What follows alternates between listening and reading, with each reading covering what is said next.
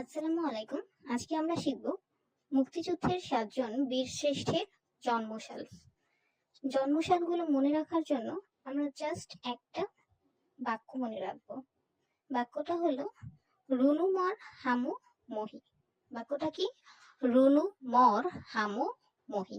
এই বাক্যের অর্থ যে কি সেটা আসলে আমাদের জানা লাগবে না, আমরা শুধু বাক্যটা মনে রাখবো। বাক্যটা কি আরেকবার আমরা বলি, রুনু মর হামু মহি। আর কিছু সংখ্যা নিচে মনে রাখবো, 35, 36 আর 41 থেকে 49 পর্যন্ত বিজোড় সংখ্যাগুলো। 35, 36 আর 41 থেকে 49 পর্যন্ত বিজোড় সংখ্যাগুলো, যেমন 41, 43, 45, 47 আর 49। এখানে রু মানে হচ্ছে রুহুল আমিন, 35, 1935 সালে জন্ম। নূ দিয়ে নূর মোহাম্মদ শেখের জন্ম 1936 সালে। ম দিয়ে মতিউর রহমানের জন্ম 1941 সালে।